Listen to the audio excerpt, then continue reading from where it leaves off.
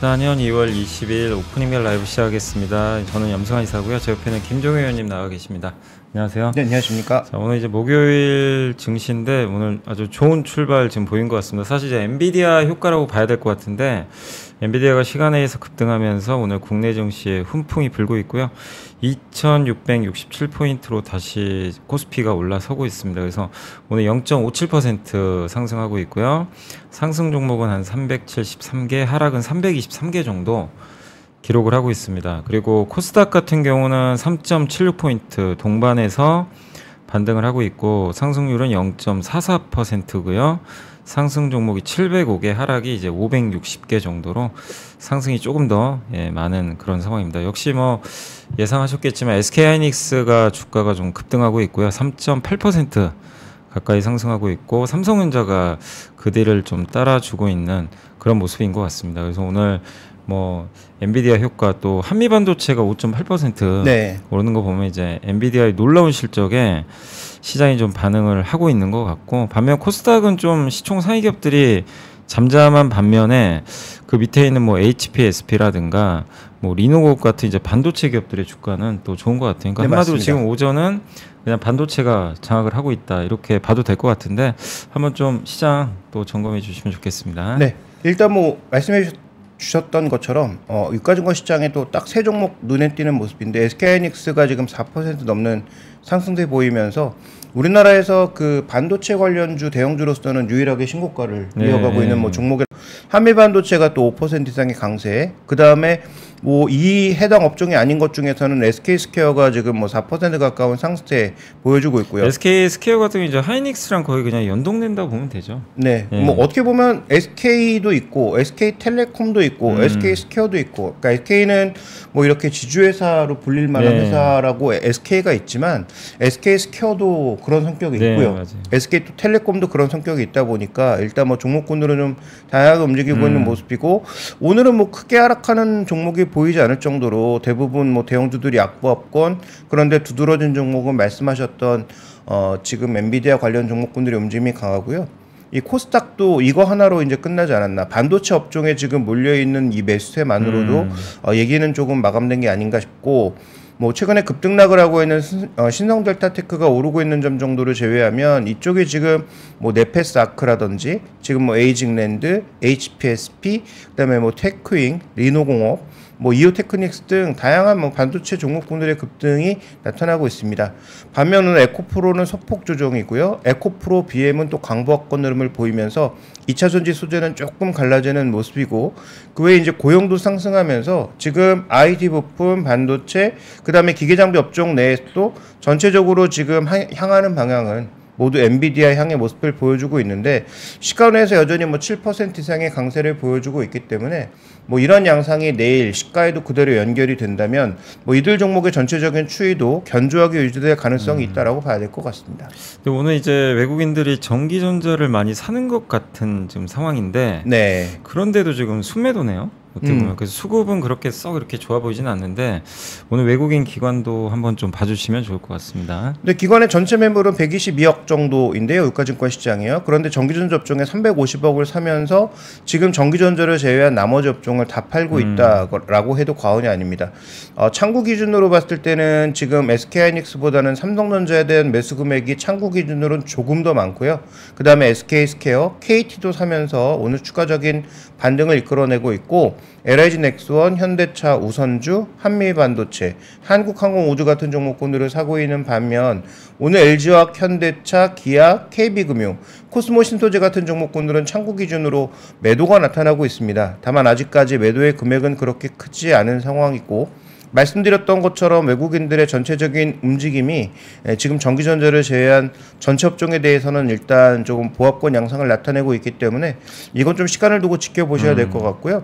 코스닥 시장 쪽에서는 여전히 외국인들은 뭐 일관되게 매물량을 늘려 나가고 있습니다. 그래서 뭐 급등하는 종목 꽤 많고 오늘 오르고 있는 반도체 업종에 대해서도 유가증권 시장을 사고 있다라고 보는 반면 지금 코스닥 시장에서 가장 많이 팔고 있는 게 외국인들이 반도체 업종입니다. 그래서 외국인들은 일단 코스닥 쪽에서는 조금 일관된 매도의 시각을 나타내고 있고 창구 기준으로는 HPSP, 테크윙, 에코프로비엠, 알테오젠 같은 종목군들의 매수가 잡혀 있는데 반대로 매도하는 쪽에서는 HLB, 인텍플러스, 고영, 유비케어 같은 종목군들이 잡혀 있어서 외국인들의 전체적인 동향은 약간 이 창구 기준과는 조금 맞지 않는 상황입니다. 어쨌든 업종별 동향상에서 외국인들은 반도체 마저 파는 그런 양상으로 이어지고 있고 그 다음에 조금 전에 언급드렸던 HLB 같은 종목군들의 매도가 오늘은 조금 강하게 나오고 있다 이렇게 볼 수가 있습니다. 네. 그래서 오늘 보면 뭐 반도체 아니면 사실 좀 대부분 재미없는 그런 좀 흐름인 것 같아요. 오늘 오전에는 거의 그냥 반도체로 쏠림 현상이 굉장히 좀 심하게 나오는 것 같고 오늘 뭐 저도 지금 섹터 상위 지금 종목들 보고 있는데 뭐 다 반도체입니다. 시스템 반도체, HBM, 온디바이스 AI 그나마 초전도체가 거기에 조금 끼어 있는 그런 형국인데 뭐 신성 델타테크는 정말 이거 뭐 어떻게 해석을 해야 되는 거죠? 네. 어제도 주가가 뭐 거의 19만 원까지 거의 갔다가 오후에 급락해 버렸잖아요. 그러니까 천당과 지역을 하루에 그냥 오가는 양상. 오늘도 지금 8%. 지금 거래대금도 많이 나오고 있는 거죠? 그렇죠. 지금 코스피 시장에서는 하이닉스하고 삼성전자가 거래대금을 거의 다 가져가고 있는데 그 외 나머지 종목군들은 작거든요. 그 다음에 레버리지 빼면 한미반도체가 3위니까 전체적으로 지금 이쪽이 거래대금 모두 휩쓸고 있다라고 봐야 되는데 코스닥은 지금 신성델타테크가 1위입니다. 뭐 물론 압도적인 1위는 아니지만 1위라고 봐야 될 것 같고 그 다음에 오늘 또 K웨더라고 하는 신규 종목 성장이 있는데 이 종목 일단 급등하면서 출발하고 있는데요. 끝이 어떻게 마감될지는 뭐 지켜볼 필요가 있겠고 여긴 그러면 신성델타테크하고 K웨더 정도를 빼면은 이쪽도 전부 방향은 다 한 방향입니다. 반도체 관련 종목군들의 거래대금이 1위부터 한 7, 8위까지는 거의 모두 자리매김하고 있다라고 봐야 될 것 같고요. 최근에 또 주가가 비교적 강하게 움직이고 있는 나노신소재도 오늘 한 7%가량의 강세를 보여주고 있고 뭐 가온칩스, 인성정보 같은 종목군들의 움직임도 나타나고 있지만 최근에 우리 시장이 조금 주춤거리면서 두드러진 특징이 개별 종목의 강세가 꽤 강하게 나타나는 모습이었는데 오늘은 그래도 반도체라고 하는 또 AI 쪽이라고 하는 명확한 방향성을 가지고 움직이고 있다. 이렇게 좀 보실 필요가 있겠습니다. 그래서 오늘 이제 이 기업들을 보면 확실히 좀 반도체나 초전도체 여전히 뭐 추세들이 좀 살아있다 보니까 계속해서 이제 좋은 흐름들이 좀 나오는데 다만 이제 주의할 거는 너무 변동성이 오른 만큼 또 커질 수 있기 때문에 그 점은 좀 각별히 유의하시면 좋겠고 오늘 일단 반도체 외에 또 뭐 특징적인 업종이 있을까요? 오늘 좀 하락하는 섹터들도 좀 보이긴 하는데 자동차도 그렇게 또 힘이 있는 것 같지는 않고 저 PBR도 조금 오늘 보니까 은행도 그렇고 손해보험도 좀 밀리는 것 같아요. 그러니까 약간 이제 다음 주 월요일에 발표 앞두고 시장은 엔비디아도 사실 이렇게 좋은 실적을 냈는데 전날 급락해 버렸잖아요, 사실은. 그러니까 약간 이제 그런 비슷한 맥락으로 봐도 될까요? 이 저 PBR주를 봤을 때는. 네, 어느 정도 차익 실현 매물도 나올 수밖에 없는 구간이고요. 그 다음에 어제부터 두드러지게 나타나고 있던 것은 외국인들의 이 종목들에 대한 매수 강도도 줄었거든요.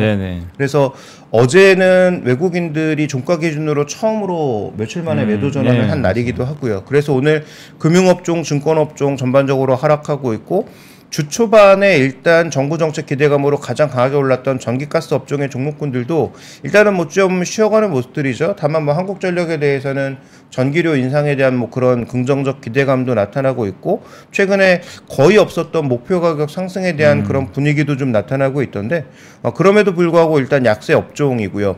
유통업종도 하락세입니다. 강세를 보이는 종목군들이 중소형주인 반면 하락하고 있는 쪽은 뭐 하나갤러리아 등 뭐 홈쇼핑 관련주들, 롯데쇼핑 이런 종목군들이 빠지는 것으로 봐서 또 삼성물산이 하락하는 것으로 봐서 말씀해 주셨던 어느 정도의 조금은 위험 대비 물량 혹은 차익 실현 물량 이런 것들이 나타나고 있다라고 볼 필요가 있겠고 업종 내에서는 뭐 전기전자와 기계업종이 단연코 두각을 나타내고 있는데 이 두 업종 모두 하이닉스와 한미반도체가 끼어있는 업종이니까 뭐 전체적으로 지금 강세를 이끌고 있는 것은 너무 명확한 답이 있고 반대로 약세를 보여주고 있는 쪽은 재료 발표를 앞두고 일종의 차익 매물을 소화하고 있는 게 아닌가 이렇게 보여지고 있습니다.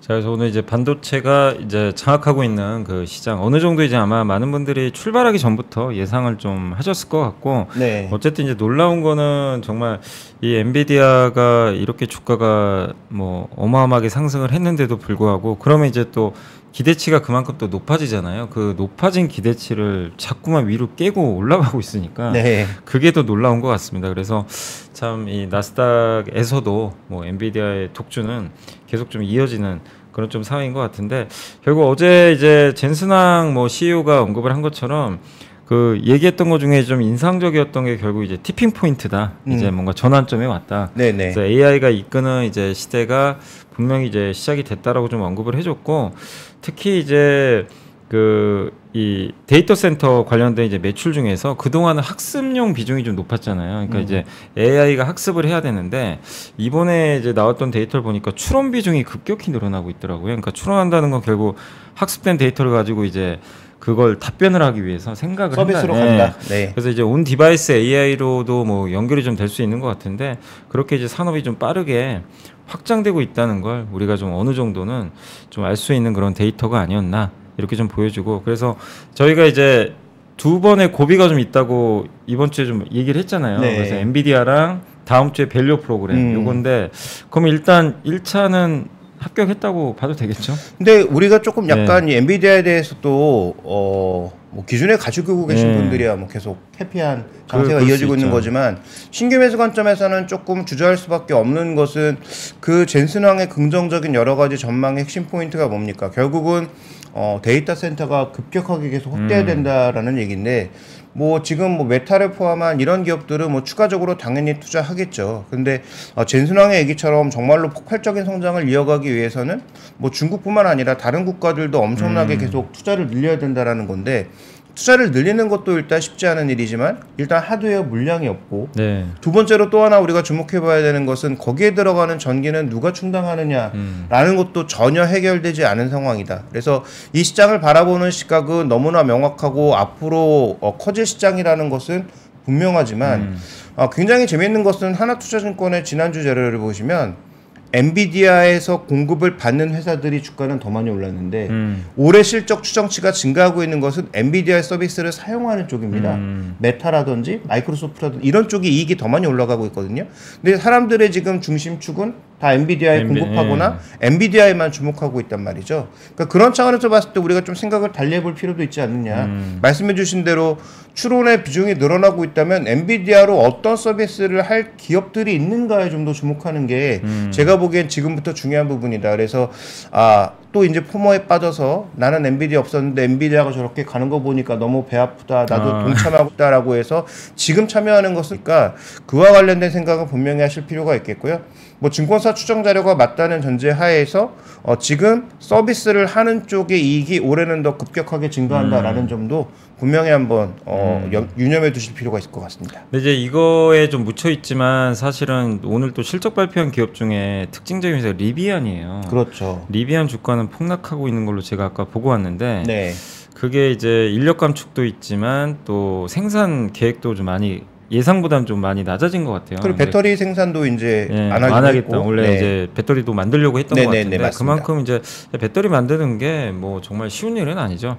근데 이제 어떻게 보면 최근에 또 2차전지가 주가가 좀 굉장히 좋았단 말이에요. 네. 어제까지만 해도 뭐 2차전지 장비주들이 어마어마한 또 랠리를 보이더라고요. 네. 그래서 분위기는 좋은데 어쨌든 지금 반도체 같은 경우는 이제 엔비디아를 중심축으로 해서 좋은 모멘텀이 있는데 2차 전지는 이렇게 실적 나오는 거 보면은 굉장히 좀 실망스러운 것들이 지금 너무나 많아요. 아직은요. 근데 네. 이제 주가가 다르게 움직인다는 건 그만큼 시장은 이제 지금의 안 좋은 것보다는 향후에 나아질 걸 좀 보는 것 같긴 하거든요. 그렇죠. 네. 근데 이제 뭐 우리가 2차 전지 얘기 많이 했으니까 어제 이제 공시 나왔던 기업 중에 탑 머티리얼이라는 이제 기업이 제가 이제 다른 걸 보다도 LFP 배터리 이제 투자한다 네, 이 공시가 맞습니다. 뜬 거예요. 네.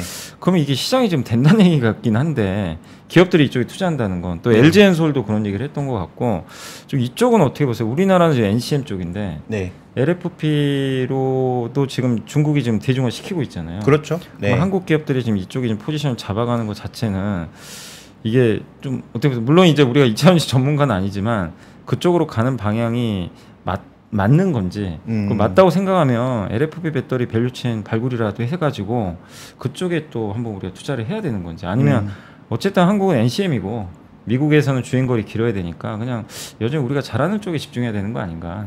좀 어떻게 보세요, 그 부분은? 근데 어차피 전기차가 이제는 뭐 가격 경쟁을 할 수밖에 없는 그런 상황으로 간다면 예.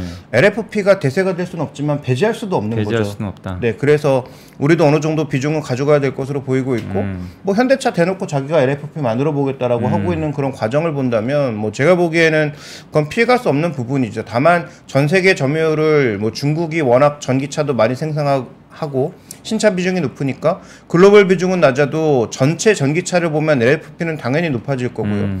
글로벌에서 얼마나 올라올 거냐는 뭐 조금 지켜봐야 되겠지만, 저는 우리가 생각한 대로 NCM 천하 통일은 없다. LFP도 일정 비중은 글로벌에서 가져갈 수밖에 없다라는 거고요.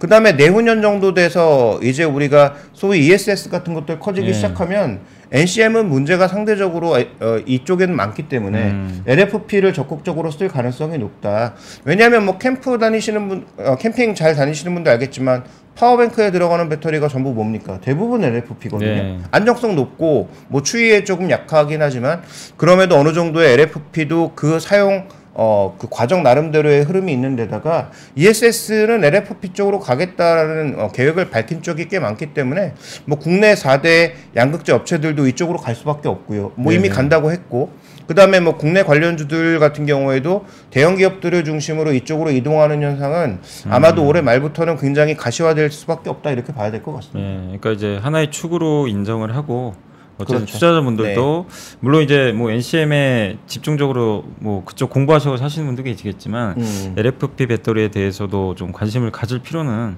좀 있다라는 좀 의견인 것 같고요. 이제 기업들이 투자한다는 건 사실 좀 의미가 있거든요. 네. 그러니까 아까 이제 그 LFP 배터리 투자도 있었지만 또 그 전날이었죠. 뭐 LG노텍이 또 신규 시설 투자도 했고, 네. 네, 그런 거는 결국 기업들은 돈이 되는 쪽에 투자를 하지 돈이 안 된다면 투자할 리가 없잖아요. 네. 네, 그 많은 돈을. 그리고 최근에 그 뭐 CATL이라든지 BYD 같은 LFP 쪽에서 오랫동안 투자해왔던 쪽에서는 최근 뭐 하고 있냐면, 우리도 지금 NCM 쪽에서 에코프로 그룹이 스스로 밝힌 게 우리 LFP도 하고, 네. 그 다음에 지금까지 하이니켈만 했는데 미들니켈도 하고 뭐 여러 가지 한다는 그런 계획을 밝힌 것처럼 지금 중국의 LFP 쪽은 뭐 하고 있냐면, 여기도 LFP에다 자꾸 다른 거 섞어가지고 망간도 한번 섞어보고 이런저런 거 섞어보면서 에너지 밀도를 높이는 일을 여기 또 하고 있단 말이죠. 물론 성공 여부는 아무도 모르죠. 네네. 그런데 최근에 내놓는 여러 가지 그 뉴스들을 보면 굉장히 뭐 공격적으로 우리가 뭐 충전도 빠르고 그 다음에 뭐 이게 뭐 한 번에 많이 갈 수 있는 그런 배터리를 만들었다라고 하는 게 그 중국 특유의 과정이 있으니까 그걸 우리가 당연히 100% 믿을 수는 없지만, 중국에서 지금 하고 있는 쪽은 LFP의 최대 약점이라고 할 수 있는 밀도를 높일 수 있는 전략을 처음에는 셀투팩으로 간 거고, 그래서 이거를 팩 안에 셀을 그냥 팩 안에다 바로 넣어서 모듈 형태로 가지 않는 형태로 해서 밀도를 높였고, 물론 그래서 차가 무거워졌지만, 그 다음에 지금 또 하나 가는 방향은 LFP에다 다른 거 섞어서 밀도를 높이는 그런 방향의 개발을 하고 있단 말이죠. 그래서 그게 뭐 성공할지 안 할지는 모르지만 그런 부분들의 움직임을 분명히 한번 주목해서 볼 필요가 있고, 이것도 역시 제가 보기에 뭐 중소형주들보다는 워낙 많은 돈이 필요한 일이니까 대형주 위주로 좀 볼 수밖에 없는 상황이 아닌가, 이렇게 보고 있습니다. 네, 그래서 2차 전지 이슈도 이제 최근에 좀 LFP 이슈가 있어서 한번 잠시 좀 언급을 드려봤습니다. 현재 지수는 근데 좀 힘이 없네요. 지금 아침에 좀 기세 좋게 반도체 기업들의 주가 상승으로 좀 올랐는데, 이 반도체 기업들이 뭐 엔비디아 효과를 일단 받았지만 더 이상 지금 위로 뻗지 못하고 오히려 좀 매물이 좀 나오는 좀 그런 분위기로 좀 전개되는데, 그렇다고 지금 다른 업종이 또 가는 거는 아닌 것 같고, 그렇죠. 그러니까 시장이 지금 반도체가 오히려 밀리면서 상승폭이 좀 줄어드는 그런 모습인데, 근데 아쉬운 외국인들이 거는, 지금 다른 업종은 계속 좀 팔고 있는 거죠? 네, 지금 다른 업종은 좀 팔고 있는 건 맞는데 아쉬운 건 지금 삼성전자가 힘을 못 내고 있는 게 핵심인 것 같습니다. 하이닉스도 뭐 물론 밀리긴 했지만 그래도 갭을 많이 띄운 상태에서 좀 밀리고 있는 상태인데, 지금 문제는 삼성전자는 갭을 띄우지도 못한 상태에서 뭐 이평선 부근에서 그냥 밀려 내려오는 게 최근 몇 시간 계속 반복되고 있는 거잖아요. 뚫지 못하고 다음엔 밀려 내려오는 그런 양상이 반복되면서 외국인들의 매수가 유입됨에도 불구하고 굉장히 답답한 모습을 보여주고 있는 것이 지수 탄력에는 좀 부담이 되고 있는 것으로 보이고요. 그 다음에 전체적인 종목군들, 거래대금 상위 종목군들의 흐름상 봤을 때는 이들 두 종목의 흐름보다는 뭐 한미반도체도 탄력은 조금 줄었고 뭐 그 외 종목군들도 탄력이 좀 줄어드는 부분, 오히려 에코프로머티가 지금 3%가량의 강세를 보이면서 치고 올라오고 있고요. 반대로 또 현대차와 기아는 낙폭을 줄이면서 플러스로 반전되거나 강보합권으로 올라오고 있는 건 눈에 띄고 있고요. 그 다음에 지금 거래대금 상위에서 가장 눈에 띄는 두 종목은 뭐 제가 보기엔 이 종목이 아닌가라고 보여지는데, 오늘 그 주요 뉴스와 전혀 관련이 없지만 현대로템이 연중 신고가에 들어가면서 지금 고가로 가고 있는 모습, LIG 넥스원도 지금 현재 신고가 그리고 있는 모습, 이미 처음부터 신고가였던 한화에어로스페이스는 속도는 굉장히 느리지만 종가 기준으로 계속 신고가를 만들어 나가는 모습, 이 방산주들의 움직임이 글쎄요 뭔가 새로 뉴스가 전해지고 있는 것 같지는 않은데, 어제 그 수은법 통과 때문 아닌가요? 수은법 개정안. 네네네네네. 그 자금 지원 관련해 가지고 근데 그게 아마 네. 어제 이제 국회 아마 통과, 이제 본회의 통과는 아니고 본회의 통과 앞두고 소위, 이제 소위 통과를 한 것 같더라고요. 근데 그건 참 저는 조금 이게 판단하기가 애매한 게, 수출하는 거 좋은데 그거 우리 돈으로 그렇게 밀어주는 게 과연 맞나? 네. 그러면 돈을 효율적으로 우리가 원하는 순간에 받을 수 있나? 라는 부분에 대해서는 어쨌든 조금 물음표가 달려있기는 한데, 어쨌든 뭐 그런 부분일 때문일 수도 있고, 그 다음에 뭐 새로운 뉴스가 준비되어 있는 것일 수도 있지만, 어쨌든 최근에 이런 방산 대표주들의 전반적인 신고가가 조금 돌아가면서 나타나고 있는 부분은 특징적인 부분이라고 봐야 될 것 같고요. 뭐 배당과 관련된 뭐 내용이라든지 뭐 말씀해주신 여러 가지 내용들도 포함될 수 있으나, 어쨌든 이게 업종 전체가 뭔가 같이 움직이고 있다라는 것은 배당이라고 하는 게 메인 이슈라기보단 배당이 플러스 알파 이슈가 되고 있는 게 아닌가라고 보여져서, 어쨌든 그 4대 방산주들의 흐름, 뭐 지금 뭐 사라는 얘기 아닙니다. 하여튼 지켜보실 필요가 있겠다. 지금 이런 시장에서도 신고가를 만들고 있다라는 부분은 분명히 의미가 있어 보입니다. 네, 그래서 요즘에 방산주가 소리 소문 없이 계속 지금 신고가 되고 있어가지고. 네네. 근데 이게 방산 업종이 시장에 미친 영향이 그렇게 큰 업종은 아니에요. 그렇죠. 네. 그러다 보니까 이제 시장에서 부각은 안 되지만, 사실상 지금 어느 업종보다 좀 주가만 봤을 때는 좀 뜨겁게 지금 상승을 좀 하고 있다라고 보시면 좀 좋을 것 같습니다. 자, 지금 현재 이제 지수가 약간 좀 밀리고 있는 상황인데, 저희 잠시만 좀 중간 광고 한번 좀 보고 와서요, 조금 더 나머지 얘기 전달해 드리고 마무리를 하도록 하겠습니다. 좀 잠시 후에 찾아뵙겠습니다. 결국 매수 주문 실패했네. 일일이 예수금 다시 옮기는 것도 아주 귀찮은 일인데. 아니 정프로 슈퍼 365가 있잖아. 슈퍼 365요? 그럼 주식 매매 계좌면서 매일매일 원화로 연 3.15%, 미국 달러 연 4.45% 지급해주는 슈퍼 365를 아직도 몰라? 매일매일 지급을 해준다고요? 그래, 이제 매번 이자 높은 계좌로 옮기고 이렇게 할 필요가 없다고. 주식 계좌에 가만히 넣어만 놔도 매일 연 3.15%는 먹고 가는 거예요. 저절로 수익금이 생기는 그런 거네요. 아, 거기가 어디라고요? 메르츠증권 슈퍼 365. 투자 전 설명 청취 및 상품 설명서 필독. 원금 손실 발생 가능 및 투자자 귀속. 예금자 보호법상 보호상품 아님. 자, 이제 현재 오늘 코스피 한번 다시 보면 조금 아쉽게 밀리고 있습니다. 2657포인트고요.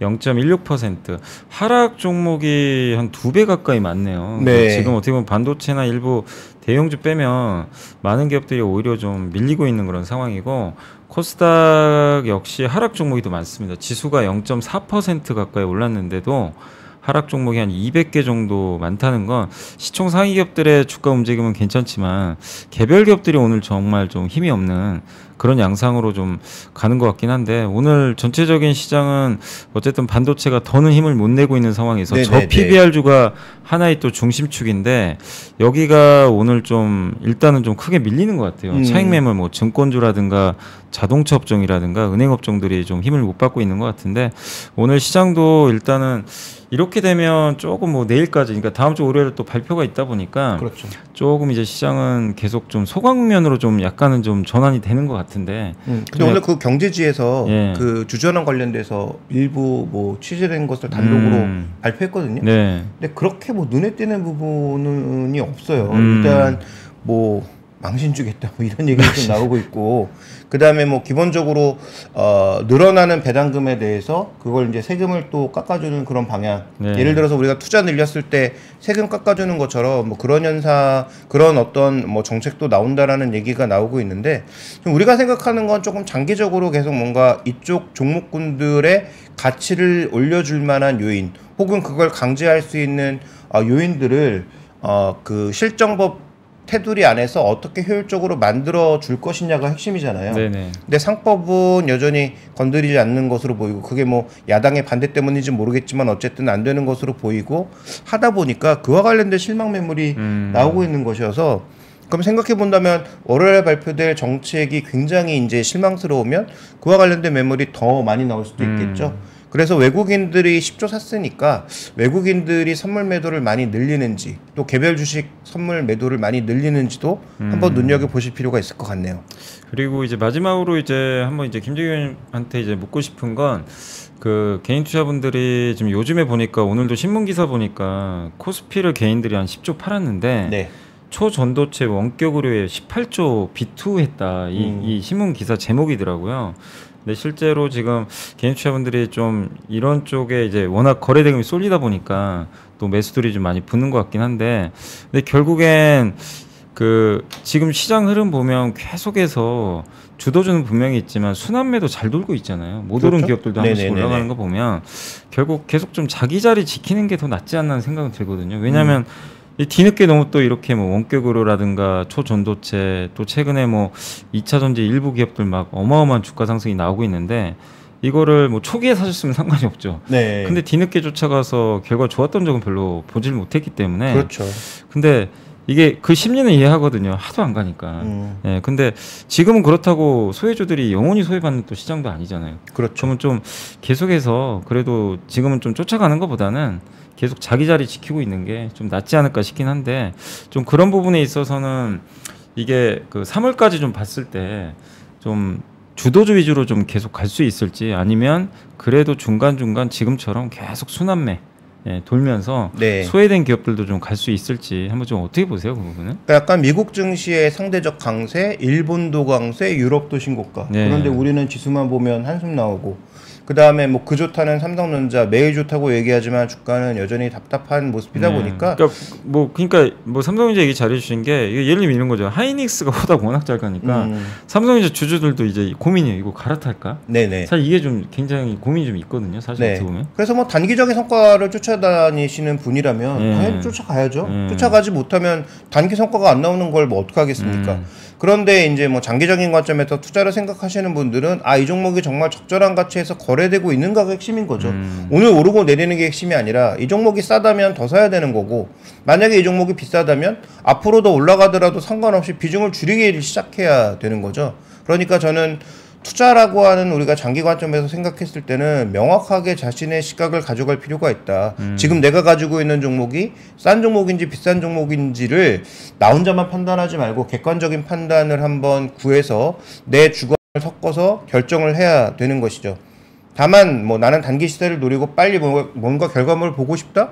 그럼 위험보다 많고 가는 거죠. 어저께처럼 고점에서 샀으면 40% 이상 밀리는 신성델타 테크 같은 종목을 갈 수밖에 없는 거예요. 단기 뭔가를 원한다면. 그건 뭐 하이 리턴 하이 리스크니까 그건 개인이 책임져야 되는 부분일 것이고 그게 아니고 투자의 본령으로 간다면 말씀하셨던 것처럼 여기저기 쫓아다니지 말고 뭐 저도 뭐 증시에 들어온 지 근 이제 뭐 한 27년 정도 돼갑니다만 그렇게 쫓아다녀서 저도 성공한 적이 없지만 사람들이 쫓아다니는 걸 성공한 걸 본 적이 없습니다. 그래서 쫓아다니시지 말고 말씀하셨던 대로 내가 가지고 있는 종목이 좀 믿음도 있고 실적의 개선과 관련된 그런 확실한 어떤 드라이버들이 있다면 지금은 이렇게 쫓아다니다 보면 오히려 뒷공무니만 쫓아다닐 수도 있다. 그래서 저는 일단 비싼 종목은 신규 매수는 안 하시는 게 맞다라고 보고 있고 트레이딩은 또 경우가 다르다 이렇게 말씀드리겠습니다. 워낙 또 요즘에도 워낙 그 이렇게 쏠림 현상이 계속해서 매일매일 이어지다 보니까 개인 투자분들도 아마 고민이 클 수밖에 없어요. 사실 그런 거 보는데 사람 심리가 당연히 쫓아가고 싶거든요. 네, 그렇죠. 네. 네. 근데 그거를 또 절제해야 또 이 주식시장에서 또 성공할 수 있는 또 길이 되지 않을까라고 좀 말씀을 드리고 싶습니다. 다만 좀 오늘 시장이 좀 깔끔하게 좀 저희가 마무리했으면 좋겠는데 아쉽게도 시장이 그렇게 흘러가지 못하고 네네. 좀 거의 보합까지 밀리고 하락 종목이 조금 더 늘어나서 좀 아쉬운 마음은 좀 드는 오늘 오전장 좀 출발인 것 같습니다. 그래도 엔비디아가 어쨌든 이제 놀라운 실적을 내줬기 때문에 1차적인 불확실성은 일단 해소가 됐고 네. 이제 우리가 좀 기대하고 있는 다음 주 월요일 날 사실 근데 뭐 언론 보도도 보도지만 어떤 게 나올지는 지금 아무도 알 수는 없어요. 그렇죠. 예, 그러니까 네. 그건 좀 뚜껑을 열어봐야 되니까 그때까지는 좀 차분하게 지켜보시면 좀 좋을 것 같습니다. 네. 그 마지막으로 요것만 네, 간단하게 네. 정리하고 마무리하고 싶은데요. 일단 외국인들의 흐름은 연초부터 바뀐 게 없습니다. 일단 뭐 현물 매수 지금 외국인들이 오늘 뭐 판다고 하더라도 뭐 대량의 뭐 1조 2조 파는 거 아니면은 일단 외국인 현물 기조 바뀐 거 아니잖아요. 네. 선물 기조도 바뀐 게 없어요. 올해 연초까지 팔았던 이 대거 물량을 다 휘감아 안으면서 지금 미결작 정도 한 4만 계약 가까이 증가했고 전체적으로 외국인들 포지션도 선물도 일단 뭐 중립 이상으로는 돌아왔다라고 볼 수 있는 상황인 거죠. 마지막으로 주식 선물의 매도는 계속 말씀드리고 있지만 지속적으로 늘고 있어요. 그러니까 개별적인 변동성에 대한 대비를 외국인들이 안 하고 있는 건 아니죠. 그래서 일단 저는 투자 관점에서 말씀드리고 싶은 것은 연초부터 상승을 연인해왔던 외국인들의 시각은 뭐 단 한 번도 바뀐 적이 없다. 사는 종목도 별로 바뀐 적이 없고 기본 시각을 유지하고 있으니 월요일날 결과물로 인해서 외국인들이 뭔가 대거 바꾸지 않는 이상 일단 시장에 대한 시각은 긍정적으로 가져가되 다만 뭐 현금 비중이라든지 종목의 어떤 진입 시점 자체 정도만 조금 조율하실 필요가 있지 않느냐 이렇게 판단하고 있습니다. 네. 자, 오늘 이제 김정희 의원님의 또 마지막 또 멘트까지 이렇게 전달을 해드렸고 저희는 이제 오늘 물러가도록 하겠습니다. 자, 오늘 2024년 2월 20일 오프닝 벨 라이브는 여기서 마무리하도록 하겠고요. 저희는 또 내일 금요일 날 아침에 찾아뵙도록 하겠습니다. 늘 이 시간 또 시청해주신 분들 감사드리고 그리고 김종희 의원님께도 다시 한번 좀 감사드리도록 하겠습니다. 저희 물러가겠습니다. 감사합니다.